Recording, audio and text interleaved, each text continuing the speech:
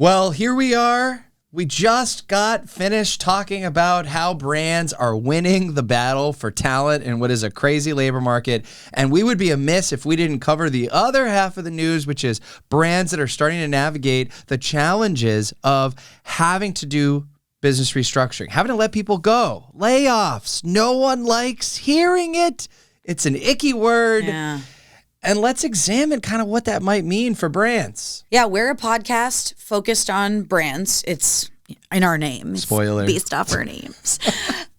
We talk a lot on the podcast about authenticity and consumer and brand loyalists' expectations for brands to remain authentic, consumers caring about how brands treat their employees, not just externally how they treat their customers, and that being an important decision and whether you have a positive or negative view of a brand. Mm-hmm. So for some of these large, well-known companies that have these, some of them, the two we're going to talk about today, very like for the people type brand messages and missions for what they stand for, the news of them triggering these massive layoffs during some corporate restructuring can have negative ramifications that are long-standing if they are not presented in a way that people feel like is fair to those employees. 100%. And I mean, I always like to think of it as put as much effort and oxygen into the start of the relationship as you do the end. And I know that that's hard, but I think giving some effort to thinking about how to make it so that it's a human experience, sharing the situation, sharing what's going on. And, in so many ways, I feel like the worst case corporate layoffs that you see are in so many reasons why the job market is so fractured today, because the loyalty that used to be there on both sides is just gone. And in some ways, maybe the whole market almost needs a reset. The rules of engagement need a reset. People need to bring back the old-fashioned values of treating people like humans. And with that, let's get into it. News team, assemble! Shopify versus Robinhood. I'm taking Robinhood. Well, Shopify is a fabulous story. It's a Canadian-based e-commerce company founded by Toby Lutka. And he immigrated to Canada and wasn't actually able to get a work visa. So he had to get creative with what he was actually going to do. Loved snowboarding, brought that passion to life, was like, I'm going to start an online snowboarding venture. Partnered up with another guy that knew a little bit more traditional business expertise. And what he was confronted with was, you know what? Selling services online is downright impossible. And they took what they learned from that e-commerce venture and they created Shopify, which is now the number 2 largest e-commerce platform out there. They are literally a juggernaut. They are going after Amazon and they are decentralizing the online shopping experience. Great mission. Great mission. And amid COVID, I mean, they saw an absolute explosion, 300% growth at one point, and they staffed up. And they sort of had predictive analytics that said, hey, we think this growth curve is just going to continue. That's what you want to tell investors, right? Yeah. But at some point, it turns out maybe they were a little over-optimistic. And it's tough because Shopify definitely saved a lot of mom-and-pop shops, small businesses. Yeah. During the pandemic, it allowed them to very quickly turn on the ability to keep their retail businesses functioning online when people couldn't come to their brick and mortar locations. So that has provided so many people with an opportunity to keep their businesses going. 100%. But it's tough hearing the news of the layoffs and hearing the way in which he did it. Well, also, I think, give some credit to Toby. He did take the fall for this. He did say he expected their growth to continue, and it did not. Although the way he shared the news could have been better. Let's play a clip. Around the world, people who work at Canadian e-commerce giant Shopify started their day with a jolt. Woke up this morning, took a shower, got out of the shower at 8:45 and noticed 2 emails. One of those emails said 10% of Shopify's workforce would be laid off. The other said Josh Waldman was losing the job he'd just started. Shopify CEO Toby Lutka says he made a bet that the company would keep growing as quickly as it did when COVID first hit. The Shopify executive admitting in writing he got it wrong. Just imagine 2 emails, one after the other. Which one are you going to open first? Obviously, the more recent one. Or the one that's about whether or not you have a job. Like, I'll read your message afterwards. Exactly. I'm going to start with if I even need to read this email. Like, Right, maybe I yeah. should just start cleaning out my proverbial desk, which is my own desk because I work from home. Honestly, tough news to share. Is there any perfect way to share the news? I would say an email is probably not the best way to do it. Maybe hearing directly, maybe in person. That's not always possible given the size of your outfit. Maybe over video. Maybe before you tell everybody. I don't know. The whole series of events. If Toby played it all out again, do you think he'd maybe do it a little bit differently? Probably. So take the presence of mind. This is a PSA, right? Give yourself a head start. Think about what you might do, right? Tell me about Robinhood. What did they do? Yeah, so Robinhood, oof. They robbed from the rich and they laid people off. Exactly. It's just weird. That's your brand name. Robinhood is an American-based company headquartered in California, most known for a mobile app they launched in 2015 to kind of break down the barrier to entry for people to get into investing and trading. Their platform is really based around the ability to easily trade stocks, options, ETFs, and crypto, all commission-free. That was a huge part of getting people on board. During the height of the pandemic and the meme stock trading frenzy, at one point, it was the top app in Apple's App Store with 2.6 million daily active users. It really just made this concept of getting into a space that was previously reserved maybe just for Wall Street before technology has taken off and put in a phone in everybody's hand, accessible to people. So we've talked about Robinhood on a previous episode last season of Brand to Brand. It was on the AMC versus GameStop meme stonks episode. That was a crazy ride. There's a lot to explain there, but for people who maybe heard about the GameStop scandal but don't really know what it was about, Robinhood was at the center of that. The big takeaway here is Robinhood was founded on the concept of democratizing the stock market. However, once they saw that due to some Redditors who started talking about investing and really fucking over hedge funds that were trying to short this stock, went crazy buying up this GameStop stock, Robinhood claimed that it had become volatile and stopped the ability for people to continue trading GameStop stock, which drove users Crazy. Crazy. It was such a betrayal of this is an application that was founded on this purpose of allowing people to do this stuff. And once they saw it kind of taking off, they went, oh, whoa, whoa, whoa, this shouldn't continue. So now this company recently announced that they are laying off 23% of their workforce. This is the second round of cuts this year, the first only being 9%, which was less of a headline at the time. Still pretty crazy. That's a huge part of their workforce. It is. And this company, from a brand standpoint and a stock standpoint, this company is really taking a dive. Quite the change from a year ago. So this company went public last year, really at the height of the GameStop saga, and rode that wave of retail interest in not only individual stocks, but cryptocurrencies, and really had its high back last summer when it went public. Since then, it's been an uphill battle. Some of those costs, some of that hiring, they have increasingly had to say, we overdid it on hiring and spending. The costs have gotten out of control if you talk to investors and say that this is a much needed change. They've said that they have needed to cut the employee cost. Stock-based compensation has been a big issue. And Vlad Tenev has stayed optimistic throughout this and talked about this long-term vision of democratizing finance. But so many other fintech companies, PayPal included, that we just talked about, have talked about the same vision. So it's interesting, this announcement happens. The chief product officer announced that she's stepping down, a former VP at Google.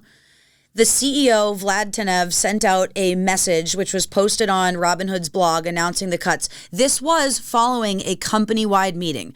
So he did call a full meeting, and he basically gave the same, I guess, speech you could call it, that he ended up penning as a letter on their blog.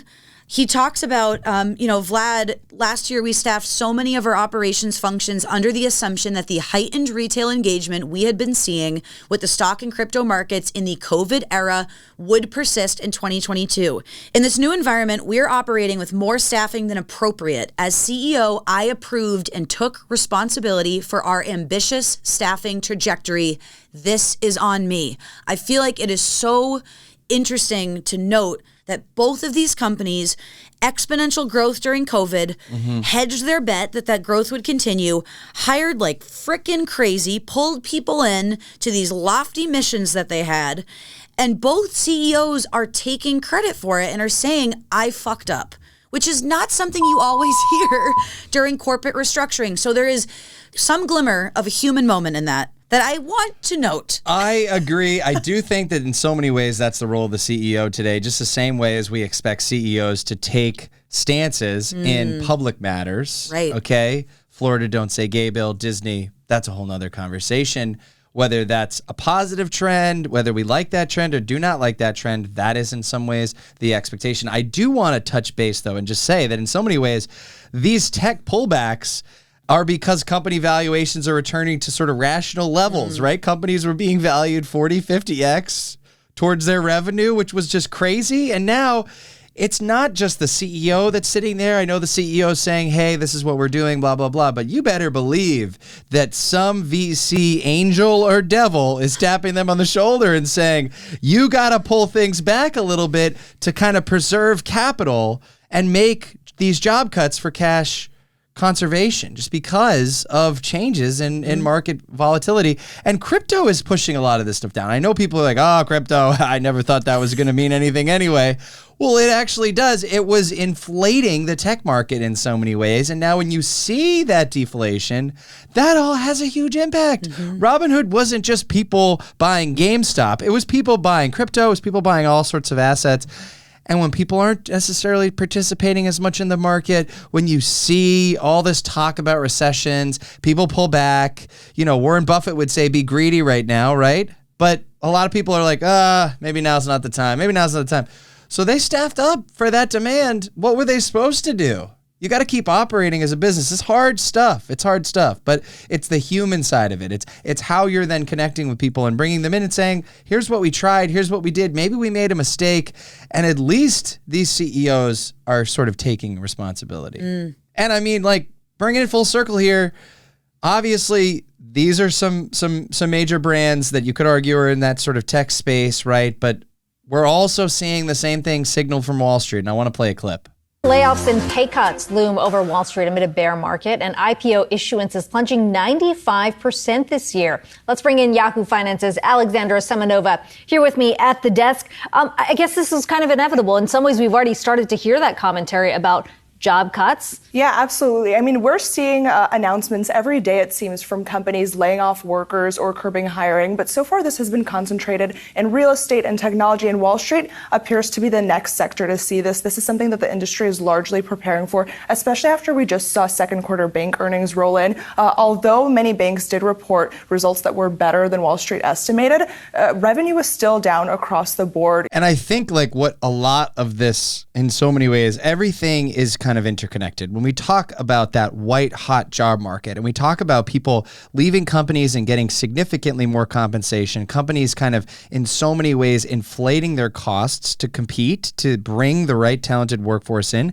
at some point, someone's looking at that overall expense category and saying, wait a second, is this sustainable? Revenue maybe is down, even though ultimately they're still meeting their expectations or maybe exceeding their expectations. But if all of a sudden that payroll number grows so significantly, there's not enough revenue to go around, right? At the end of the day, they have to make changes. And so, you know, with all of that said, if you look at the greater market conditions, we still see a white hot labor market where in so many ways, this is like no recession we've ever seen before, where people are just, they're going to keep hiring until the ship goes down. And that's a tough situation to be in, honestly, for all of these businesses and for the labor market in general. So if we had to talk about some other brands, layoff news is definitely making headlines. There is a LinkedIn post that is live updating and constantly tracking. And it's great. What's going on. Or it's tragic, depending on how you want to look at it. I mean, it's great insight. It's great insight to see. I think initially reviewing it, a lot of brands are making really small cuts you wouldn't even necessarily see headlines about. And obviously the tech sector, real estate, those are ones where you're seeing some big changes. But that doesn't mean it might not be headed to other industries soon. One of the brands listed in that article, Bloomberg, it seems, is reporting that Ford is going to be cutting 8,000 jobs in its gas-fueled division. So we're talking a lot about branding on this episode, right? Not just layoffs and, doomsday of the recession coming. This could signal, hearing news like that, wow, that's 8,000 people on the unemployment line. That's 8,000 people, an American-based company with factories in the U.S. that are now going to be seeking other jobs. What that also could signal for a brand, though, is the other part of that story. If these jobs being cut are in its gas-fueled division, maybe they're creating double the amount of jobs in their electric division. Or this is a good move for the brand in its sustainability initiatives. So sometimes there's another side to that coin.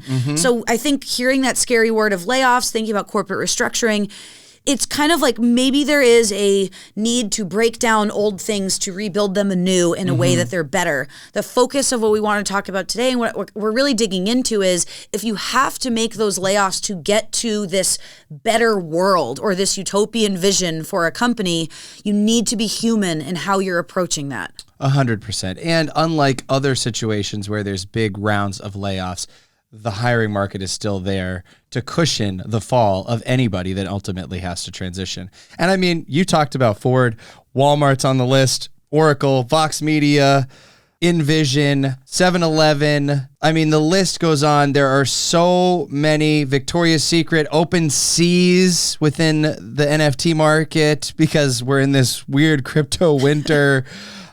Just a ton of brands that specialize in virtual events, all sorts of things that arguably probably staffed up, made some big changes to be capitalizing on the market demands. And then when the seas changed, weren't necessarily ready to weather the storm.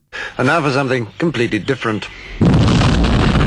So if we had to break this out into work, well, I would just say I imagine that anybody listening has a pretty well-oiled HR department that's prepared to navigate any obstacle that's ahead. But I think the focus for this show in so many ways is like, how can marketing and leadership come together to assist HR to navigate this with an eye in maintaining culture, which I would argue is the last sustainable competitive advantage. And it's something we're all going to need when we get on the other side of these restructures and these changes after we right the ship. I would say first and foremost for the leaders out there, it's before we even get to layoffs, make sure we have a communication plan, a strategy for how this would unfold.